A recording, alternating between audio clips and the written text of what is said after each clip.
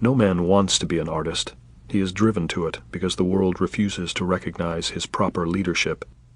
Work meant nothing to me because the real work to be done was being evaded.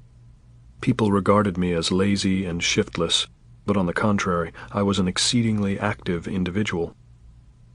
Even if it was just hunting for a piece of tail, that was something, and well worthwhile, especially if compared to other forms of activity, such as making buttons or turning screws or even removing appendixes.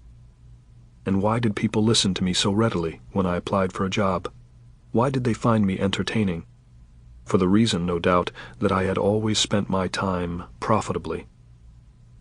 I brought them gifts from my hours at the public library, from my idle ramblings through the streets, from my intimate experiences with women, from my afternoons at the burlesque, from my visits to the museum and the art galleries.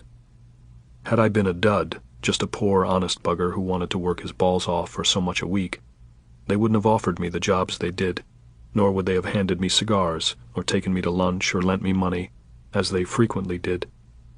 I must have had something to offer which perhaps unknowingly they prized beyond horsepower or technical ability. I didn't know myself what it was, because I had neither pride, nor vanity, nor envy. About the big issues I was clear, but confronted by the petty details of life, I was bewildered. I had to witness this same bewilderment on a colossal scale before I could grasp what it was all about. Ordinary men are often quicker in sizing up the practical situation.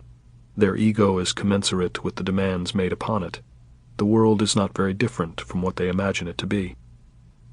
But a man who is completely out of step with the rest of the world is either suffering from a colossal inflation of his ego, or else the ego is so submerged as to be practically non-existent. Herr Nagel had to dive off the deep end in search of his true ego. His existence was a mystery, to himself and to everyone else. I couldn't afford to leave things hanging in suspense that way. The mystery was too intriguing. Even if I had to rub myself like a cat against every human being I encountered, I was going to get to the bottom of it. Rub long enough and hard enough, and the spark will come. The hibernation of animals, the suspension of life practiced by certain low forms of life, the marvelous vitality of the bedbug which lies in wait endlessly behind the wallpaper, the trance of the yogi, the catalepsy of the pathologic individual, the mystic's union with the cosmos, the immortality of cellular life, all these things the artist learns in order to awaken the world at the propitious moment. The artist belongs to the X root race of man. He is the spiritual microbe, as it were, which carries over from one root race to another.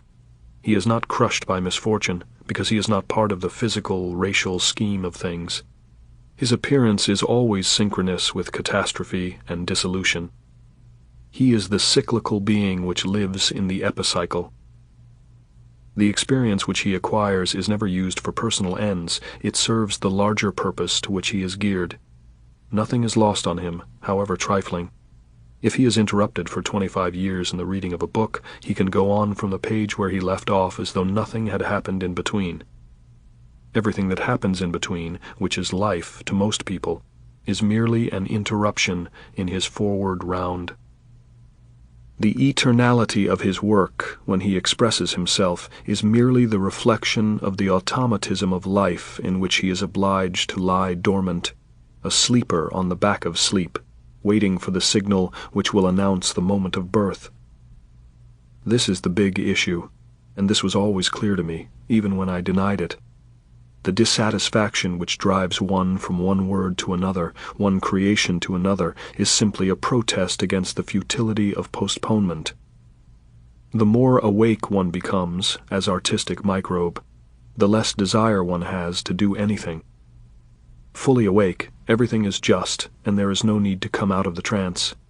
Action, as expressed in creating a work of art, is a concession to the automatic principle of death.